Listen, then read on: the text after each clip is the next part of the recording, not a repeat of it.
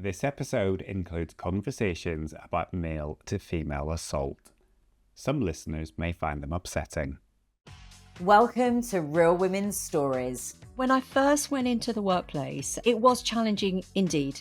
There were some things that I felt that were holding me back. I'm not white. I'm a female. I was quite a shy individual. I hadn't really found my voice. Today's topic is how we can be more empowered to move up in our career ladder, to not just stop at that managerial level because we don't feel that we're good enough, but to reach for the sky, reach higher in our dreams and our aspirations within our career. This isn't a poor me tale, because actually I don't believe in poor me tales. And, a lot of women have experienced, harassment, they've experienced bullying, they've experienced bad behaviors that back in the day, some managers felt that they could get away with. This episode really will have some gold for you in terms of women empowerment and the struggles that we go through within our journey, within our careers. And, sometimes they can be quite heartfelt and quite sensitive.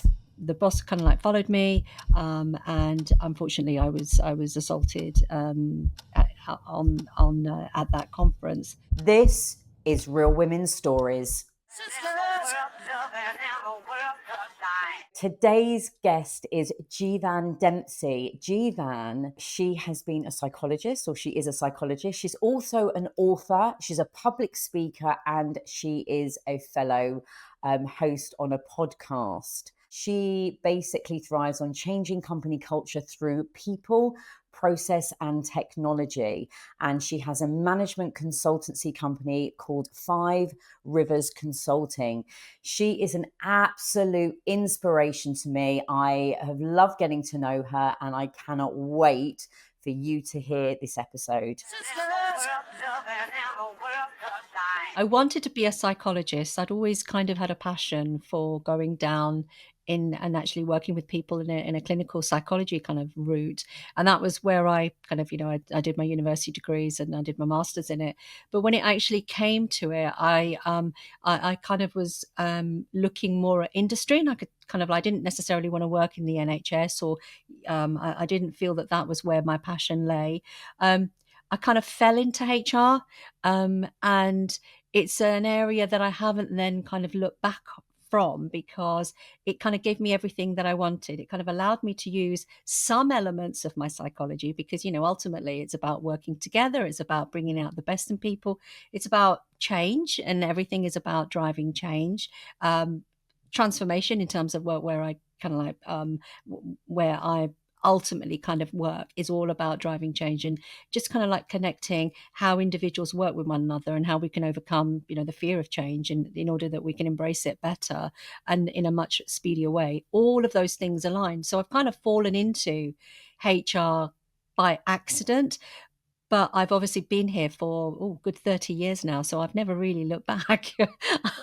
I've kind of swum into different lanes of HR. What I'd really like to do is for everyone to get a real vision of, who you are, who Jivan is, how did you, obviously talk to us about your psychology and the fact that that was a big interest for you, and all these kind of the journey you've gone through. But, what was life like for you? And, how did you navigate some of the challenges that you would have faced trying to get to where you are today? Because as women, we struggle having careers and having these lives. And I'm sure there must be stumbling blocks that you came across. And how did all that look for you? When I first went into the workplace, I found it to be quite it was challenging indeed. There were some things that I felt that were holding me back. I'm not white. I'm a female. I also, when I first went into the workplace, I was quite a shy individual. I hadn't really found my voice. I hadn't really found that level of confidence, and I was struggling really to find my foothold. Yes, I went into HR and I found that the topic of the work actually was brilliant, and I thrived in the work that I was doing. But sometimes navigating around the people that you need to work with, understanding the hierarchies, understanding the politics, I found a real challenge. Now, that part of that was probably cultural, because I was brought up in that kind of environment where, as a female, as a brown female, you kind of take a more of a subservient kind of role, and that may not happen today. But when I was growing up, that was very much the household that I was brought up in. Yes, you can go and have a career, but ultimately you're going to be a wife and you're going to be a mother, and I found all of that a struggle. I was very much kind of I'm British. I went to school here. I was born here. Learn and wanting to kind of be a female, and enjoy all of the trappings that go with being and living in this country, but also having a cultural kind of side where that was, some of those were being frowned on. So where I wanted to go out and go and party, my mum and dad were saying, no, you can't go out, you've got to stay in. So there was always this element of conflict going on in my life as I was growing up. University was hugely eye-opening for me, because suddenly I was I was able to do all of the things that I hadn't been able to do before, and some. And I took every advantage of that. I would kind of really threw myself into just the freedoms that I suddenly had got. And then when I went into work, trying to navigate all of that and the conflict of my upbringing, who I was, my identity, navigating an environment where actually you have to have a voice to get on. You have to be able to work with your colleagues and understand that actually not everyone has your interests at heart. It can become quite a dog eat dog world when you want to progress in corporate. And you've got to learn all of that. Now, I'm not saying that I'm any different. Everyone would have to learn that as they come in from university, coming into work. They have to learn all of those things and how to navigate and understand their place, and to find out who they are.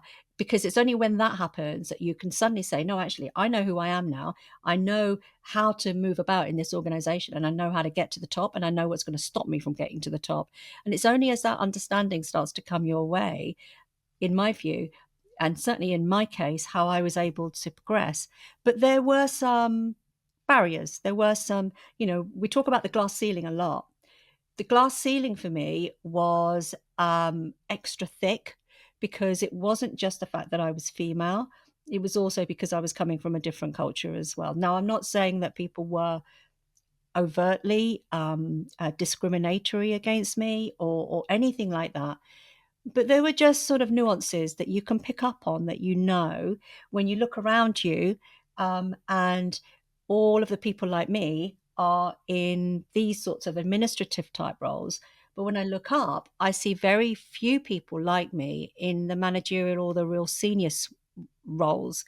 Who can I look at to be my mentor and to help me move into that? How can I look at those people around me to actually hold my hand and show me what I need to do differently in order to achieve those things?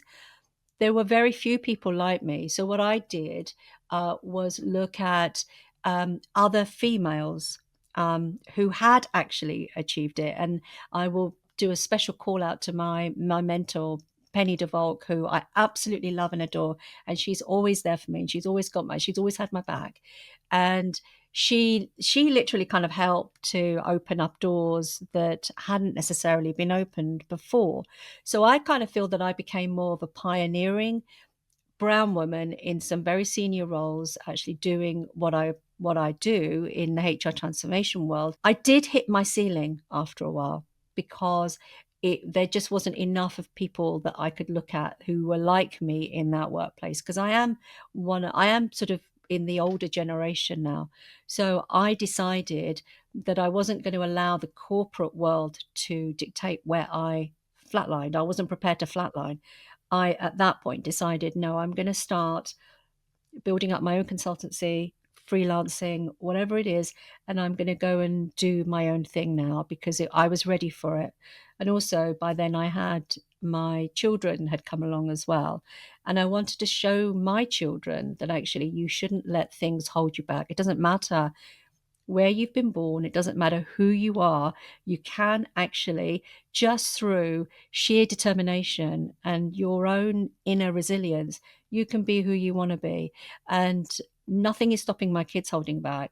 And I don't feel, since I took control of my own destiny, kind of setting up myself, that anything has now held me back. I can be who I want to be, and I can control that and dictate it myself. This isn't a poor me tale, because actually I don't believe in poor me tales. And, a lot of women have experienced, harassment, they've experienced bullying, they've experienced bad behaviors that back in the day, some managers felt that they could get away with, and things have changed all for the better. And I'm so glad of that, because I know, but have they? And I think there's a big question mark over some work environments, whether things have changed. For me, they have done. And I'd like to think that, by calling it out, we're actually still shining a spotlight on it. I think, even today, listening to what's going on at Harrods, again, it's in the news, and it's going to be in the news for a while, because now women can actually talk about the bad behaviors that they've experienced. I've used this platform in terms of the very first episode of my podcast to actually share the assault that I experienced at a sales conference.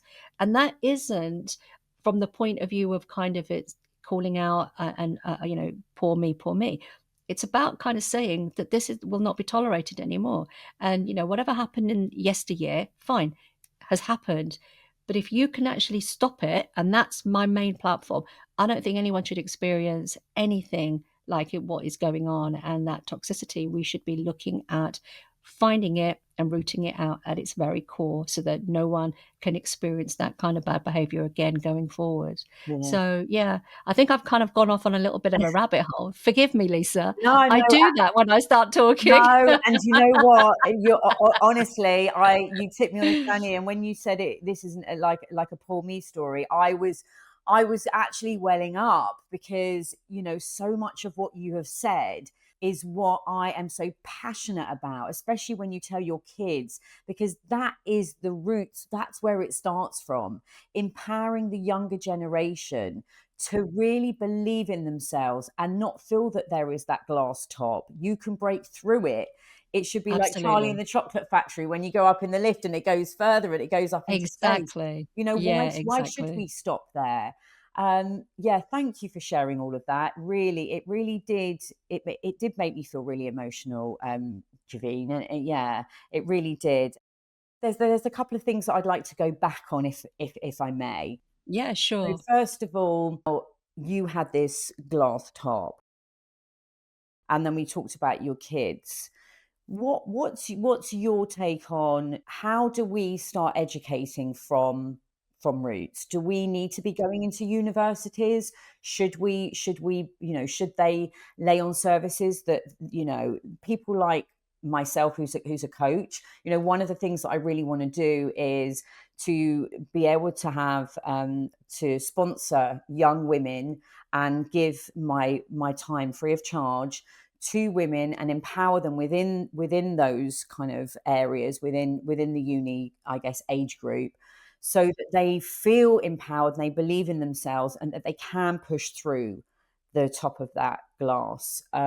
What's your view on that? And is there anything going on? Like, are there any conferences that you've been to where the conversations like this are happening? I would actually say that it starts even earlier than uni. I think by the time, certainly in terms of, my daughter's at uni now, and I have started much earlier than that in terms of making her realize that she can be the very best person that she can be. But I've been instilling those messages at an earlier stage. I think by the time they get to university, they're already developing a confidence, but because they've achieved something, they've passed their A levels or whatever, and they're there and they're already doing it.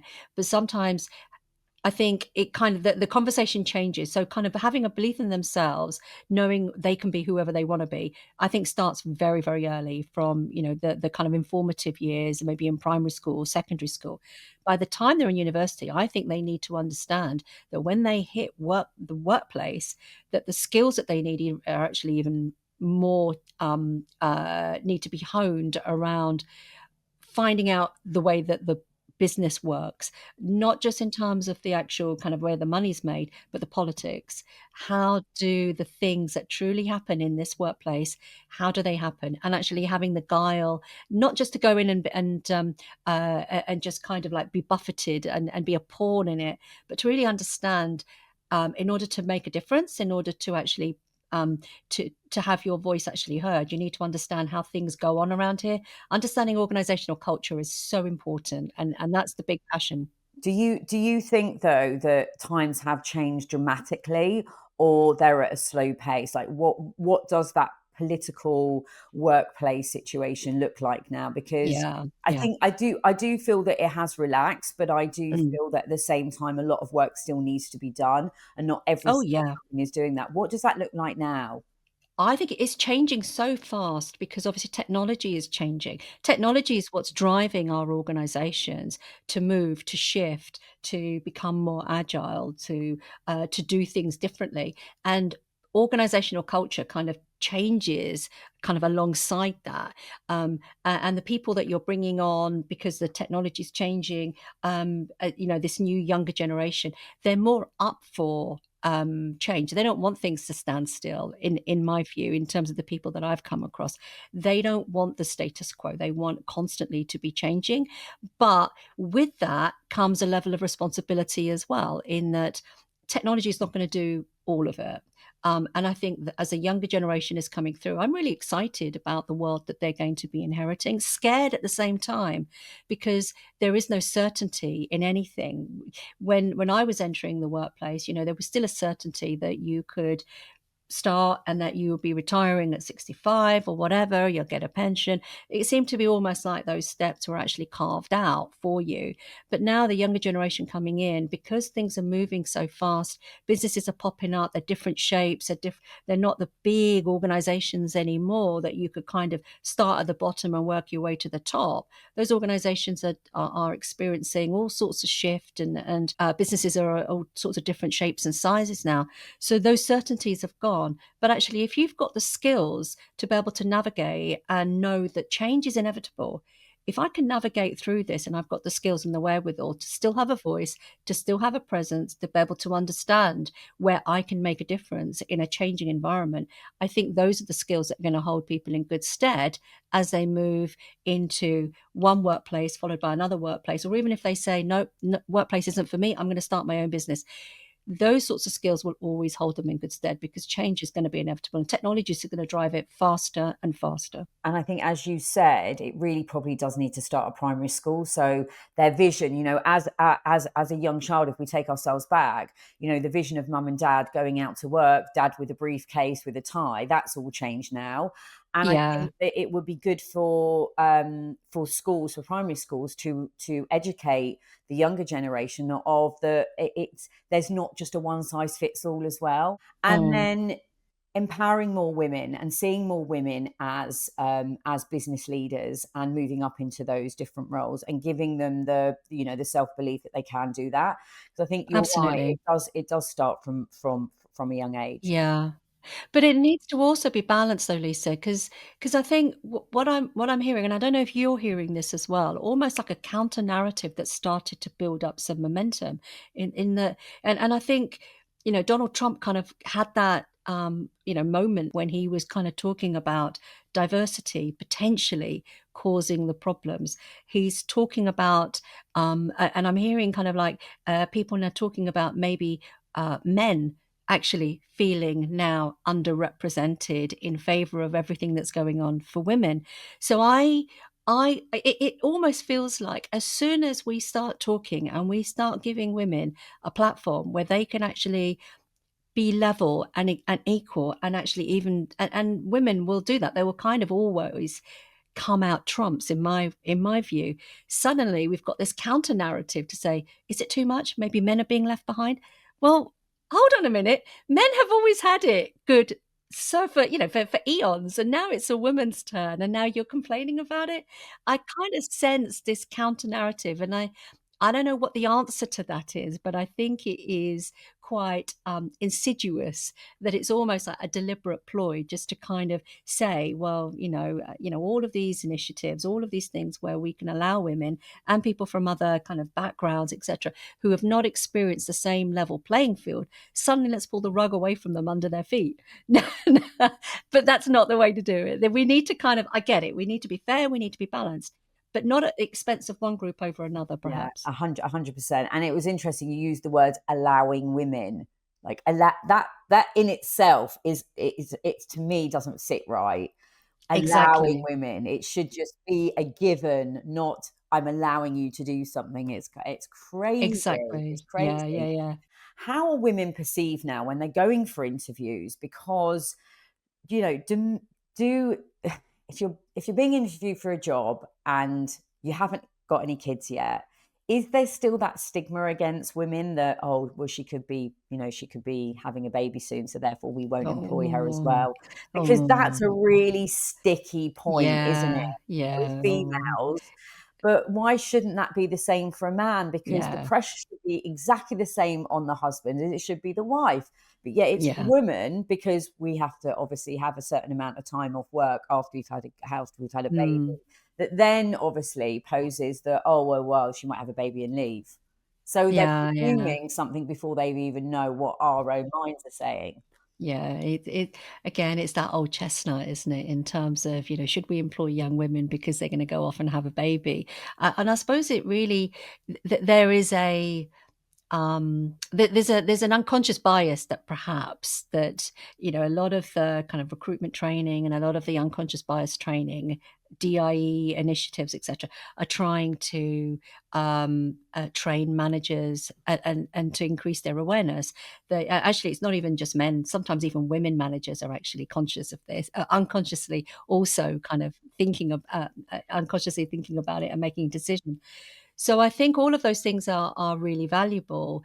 But I mean, ultimately, it is, it's not even something that should be even thought about. It is about who is the best person for the job. If that happens to be a young female who happens to be of child rearing age, that happens to be the best candidate for it. You can't kind of then say, oh, well, she may leave and go, because then you're just harming yourself by taking on someone else.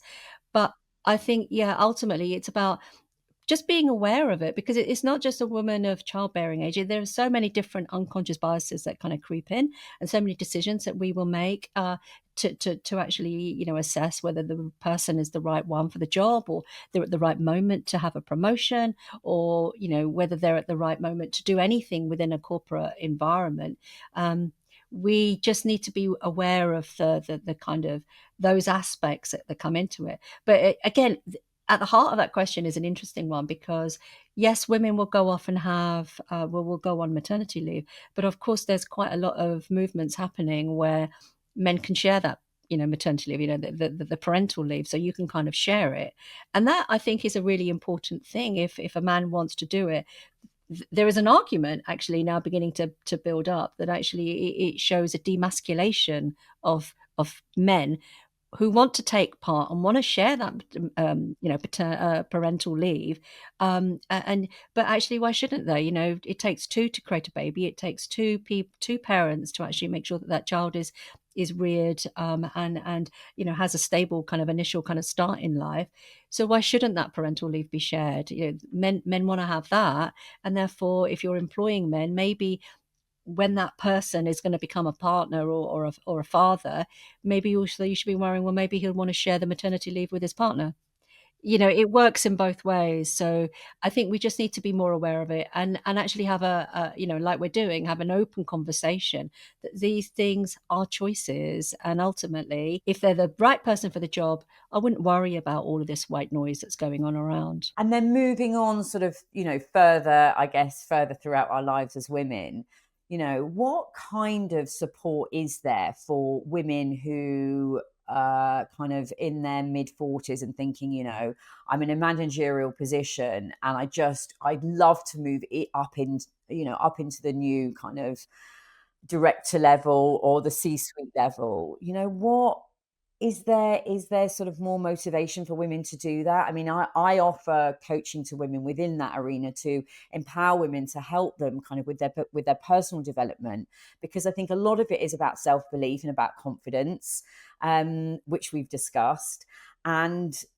how to navigate the challenges of the politics that go on in organizations. So it's more really about that. What else is there that you've been discovering in some of your communities? For women that want to be able to step up into the C-suite and actually take their role, and actually make a contribution at that level, there's I think the most important thing that they need to do is go and find someone that is already sitting in that position, whether it's a male or a female, and to connect with that person, because it's so important to get a mentor. Absolutely, Lisa, using coaching and using that coach to help to develop you, to make sure that you've got the right skill set, but also a mentor that can actually help to open some of those doors. And you're going to need to connect with that mentor. You're going to need to find someone that you really resonate with on a personal level, because that person can also kind of introduce you, can actually help you network. Some of those skills should be inherent anyway, because the C-suite are going to expect it. They're going to help. They're going to want you to know what's going on. They're going to want you to be influential. They're going to want you to be articulate. They're going to want you to be persuasive, because when you're working at that level, there are so many initiatives and programs that need to happen in order to help that business steer a course, whether it's through choppy waters or you're in a period of growth or whatever it is. You need that togetherness at the board, at a united kind of working together with each of your individual kind of portfolios of responsibilities that you have. But if those are simply the mechanisms, but to get into that space, yes, you need someone like yourself that is going to help women to understand the strength and the skills that they need to get there. And then once they're there, to maintain their position. So they're not just there on a ticket because they happen to be female. They've earned their place there, and therefore they can contribute with the best of them. That's the most important thing, because there's nothing worse than getting to that level of seniority in an organization, and for the people around you to feel, well, you only got here because you're a female, because that togetherness is not going to happen. And that's why having a mentor is so important, because that mentor can actually help you, one, find the counter narrative to be able to justify and to help you to make sure that you're actually there and that you're comfortable and that you're able to make a contribution with the best of them. But also they can help you open doors to all sorts of different opportunities. So I would say both of those things are the things that would need to happen. In my own case, it's all very well for me to be talking in this space, but yes, I did actually manage to get into the C-suite. But when I looked around, there wasn't very many people that reflected me. And sometimes being the pioneer can be a very lonely place to be as well. And my voice wasn't always heard at the level that it needed to be. So I then ended up taking a step back. My own insecurities, like imposter syndrome, like, am I good enough to be here? They're not listening to me. Oh, if I say this, they're going to think that I'm just an idiot. All of those kind of comments would keep pinging up in my own head, and I'm sure that wasn't true. But what I didn't do was enough on my own, self-doubts if I'd managed those self-doubts better, then maybe I would have actually been in a stronger position when I actually got there. But I think there were a combination of factors for me. One, my children were still quite small. I was traveling a lot, and I found for myself that it was better for me to take a step back, because I needed, that's when I actually started to freelance and actually start my own business, because I actually decided that it wasn't the right path for me. But actually, that's not a bad thing, because sometimes once you're there and you realize, well, actually, is this actually the right thing for me? And a coach can actually help you understand that as well, all of the different alternatives that are actually available to you. And Penny, bless her heart, she did actually hook me up with a coach. And actually, when we explored where some of these insecurities were coming from, I think ultimately they were masking the fact that I had guilt that I was leaving my children and that I actually wanted to spend more time with them. And that was purely my choice on my terms. And I decided to do something different. But I think we do, on that, because that, comes up so much with people that I speak to and I coach. And it is the guilt of, I've got my family at home, but I'm loving my job. It is the guilt that us women carry and the men don't seem to carry it. Why is that? And I think it's because the scales are not balanced correctly. We've really got to do more work in balancing those scales and making sure that men do feel that responsibility and that accountability too, because that's only going to ease the pressure. And then that means that people need to work on their relationships. I think that's where it comes in. Getting your partner to understand, and you speaking to them and saying, look, I'm as good as you. This is what I want as much as you do, but I need you to share in this pain that I'm going through. I think a lot of women, because they take on that alpha male kind of role, they become that strong character, and then they don't have those conversations with their partner. Yeah, yeah. When I was growing up, Lisa, Margaret Thatcher was very much she was the prime minister, and she had a really hard edge to her. She was almost out masculining her all the men in her cabinet. She came across as a very, very capable, very strong, very determined, but she was my, love her or hate her, she was a very strong female that a lot of women like myself kind of looked up to, and she shaped who I became.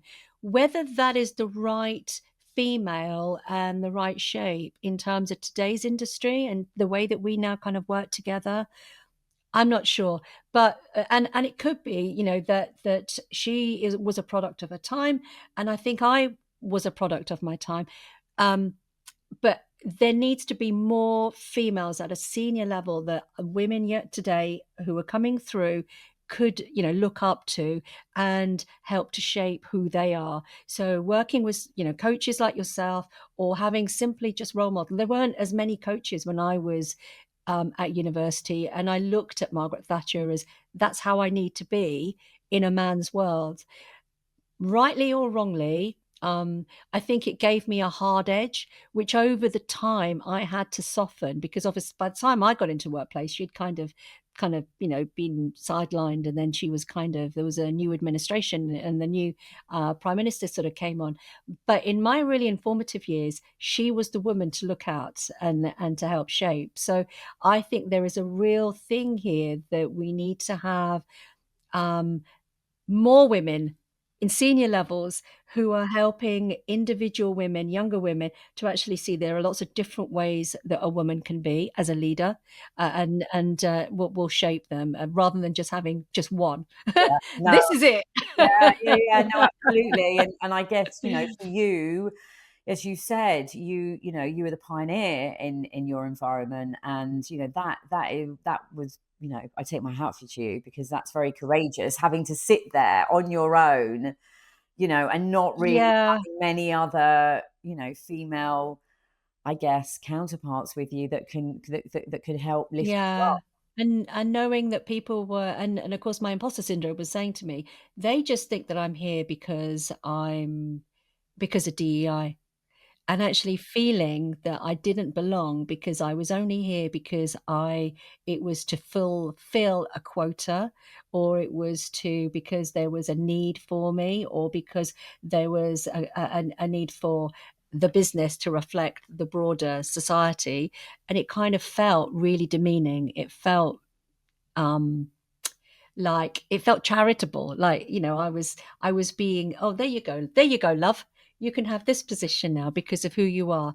I didn't feel I won it on my merits, and I think I probably did. However, there was so much noise Mm, around it that it felt uncomfortable, yeah. and all it did was trigger my insecurities, and it was the wrong time for me. I'm going to say, I'm sure you were, and you said, I think, so you're still even thinking that now. I am, yeah. We've got to stop that line of thinking. We've got to be more kind of courageous and say, yes, it was me, and I got that on my own merits, my own hard work, my own intelligence, my integrity, everything. That's why you were in that position. I love it. I love talking to coaches because they always tell me where they always kind of give me a little bit of a pep talk. Oh. I just want to go back to you. You mentioned there was a difficult situation where I guess you were insulted by a male person. Would you be able to talk a bit about that? We were at a sales conference, and back in, in the kind of like, the mid-90s, you went to, it was, it was like a 3 or 4 day sales conference. There was always it was a very boozy affair. And it was just, it was a, a moment, I suppose, of madness for for my boss at that time. I will give him some due kind of, I don't know. It didn't feel like, anyway, it was a very boozy kind of event. And I, I found the boss kind of like followed me, and unfortunately I was assaulted at that conference. And it just made working very difficult, because what it did was it put me in a position where, one, I completely blanked it out. I just didn't know what to do. I didn't really know how to handle it. I didn't speak to anyone about it. The boss kind of treated it as though nothing had happened and that there was nothing to see here. And I was very young at the time, and I couldn't really cope with what was going on. My silence, I think, gave him the opportunity to, I think, reflect on what had happened. And suddenly he started to bully. Suddenly my working relationship with him changed big time. We never spoke of what happened, but he was suddenly bullying and pushing, and my work started to get harder and harder. Deadlines that were totally unrealistic. He would ask me to do a project, and then halfway through it, he'd change all the goalposts. And so suddenly my project wasn't meeting those goalposts, and then he would use that as a means of demeaning me in front of all of my colleagues and my peers. It was a job that I really enjoyed. I really liked the work, or I had done up till that point. And probably over 12 months is all I've kind of managed to last. And then that was it. That I kind of had to step away from that work, and had to go and join something else. But that moment left a huge imprint on me, because even today it's something that I kind of struggle with. It was, what do I do? Do I go and tell, do I go and tell HR? Well, I was HR. He was HR. Where do I go? Do I tell the police? And well, then what would happen? Would it be a stain on would it be he said, she said? Did I lead him on somehow? Could I make if I left, would it actually mean that I would get a bad reference? There were so many different things going on in my head that it seemed almost a more easier thing just to be quiet and just forget it ever happened. Just move on. Let's just move on.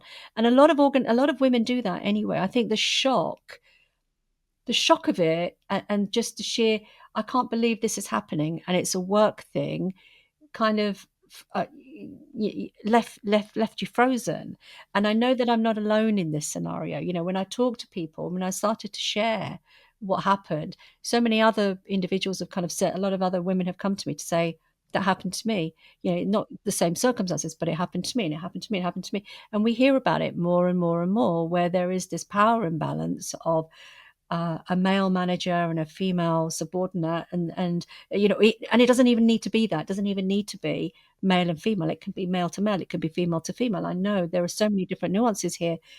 In my case, it was male to female, and the power imbalance was such that it kept me silent, and in the end, drove me out of a job that I, up till that moment, I had really loved. And even now, I kind of look back, and his name is completely etched in my head. Even now, would I actually call him out? I think my own internal kind of self-preservation is kind of saying to me, what is the point of doing that now? Because he's probably retired. What would be the point? What would I actually gain by doing it? A lot of women I know are now beginning to share, because they want some closure. and actually it's important to them to do it. It for me, in a way, my closure isn't gonna come from calling him out. I think my closure is gonna come from some kind of other means, which I haven't necessarily identified yet. Maybe it's through the podcast, maybe it's through sharing my story is where I start to find some closure. So I'm looking at it in a different way completely. Well, listen, thank you so much for sharing that really difficult situation. And, as you said, there are so many more women now speaking about it. And I do Mm, think that, it's very empowering for you to share your story. And I would encourage any woman to do the same, because even if they can't deal with the situation on their own, us, as, this community can help each other. And yeah, I mean, absolutely. maybe you're right. Maybe there will be more women that will come out now and start talking about it a bit more. I believe that ACAS now have announced a new law that's come out about assaults and discrimination, and can you talk a little bit about that, because I think that Sure. should start changing the way that, Mm. for somebody like yourself, if you do go through that situation, that there is a process to go through now. Yeah, yeah. If anyone is actually experiencing this, absolutely, there is always going to be some policy within every workplace which highlights where an individual needs to go. If it was a situation like happened to me, obviously there is always recourse to external, through the legal framework. But obviously you always have the situation where if you're experiencing bullying or harassment or any form of discrimination or any kind of assault, you can actually follow the guidance in your policies. Go to HR and to make and to raise a grievance through that. If it's HR and you feel you don't feel safe enough to go to HR, your manager or even a different manager is the best recourse. There's always external avenues as well. Yes, ACAS is one of those, but actually there's always the Citizens Advice Bureau who will also help to advise you if something is happening and you don't feel that safety. You can also look and call on there's always some organizations have mental health as first aiders.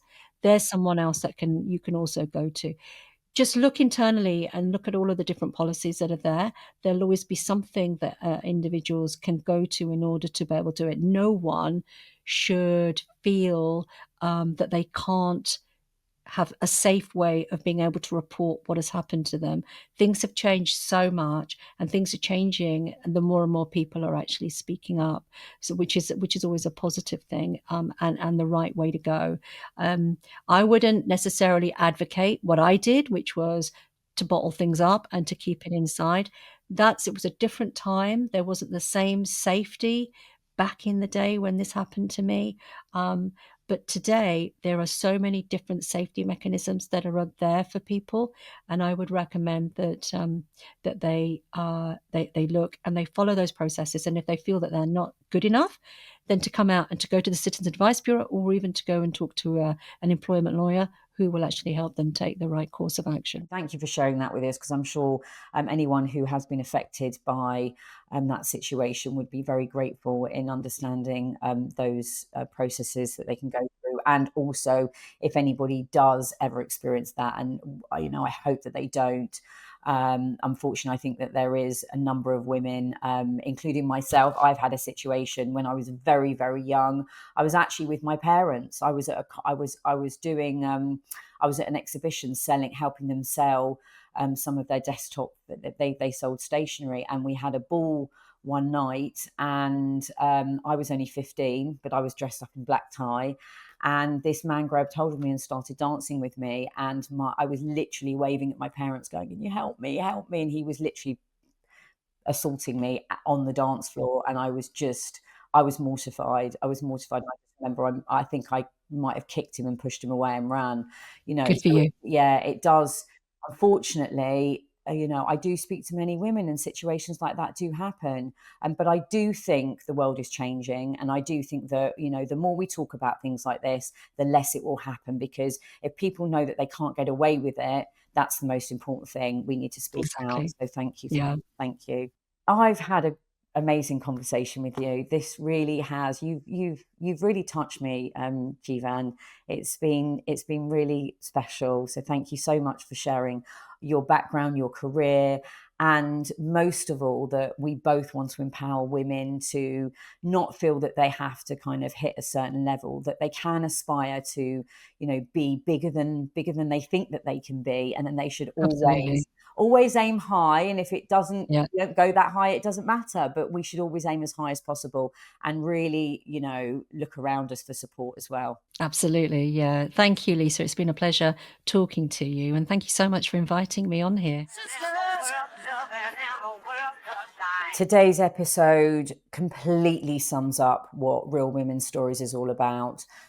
This is a safe space and a community for women to feel supported, and where you can share your stories, and that you can overcome situations that have happened, and to also know that you're not alone. This episode really does prove that so many of us go through difficult situations, whatever journey, whatever walk of life you have, whoever you are, whatever background you've come from. And this community is really a special place where we can empower each other and support each other. If anybody has been affected by any of the conversations and topics that we've discussed in this episode, there will be some links that can help you, with any kind of trauma that you've been through in the show notes. So I will leave you there, and I will see you next time on Real Women's Stories.